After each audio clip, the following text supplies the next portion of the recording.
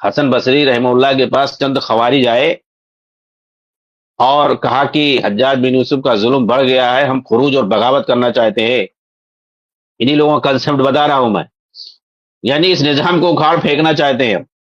حسن بصری رحمہ اللہ نے کہا، حسن بصری کبار تابعین میں سے ہیں، سینکڑوں نہیں ہزاروں صحابہ کو دیکھا ہے انہوں نے کیا کہا کہ حجاج بن یوسف نے تم کو نماز پڑھنے سے روکا، زکوٰۃ دینے سے روکا، حج کرنے سے روکا، جمعہ جماعت سے روکا. کہا نہیں.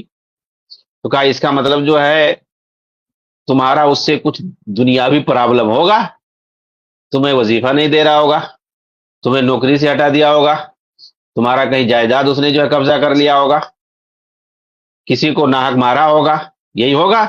تو کہا ہاں یہی ہے. تو کہا یہ سب کیا ہے؟ دنیاوی چیزیں. اس کا مطلب تم دنیا کی خاطر لڑنا چاہتے ہو اس سے،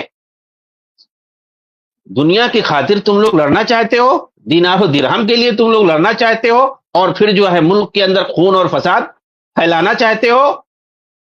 یہ خوارج کی ہاں یہی چیز ہے.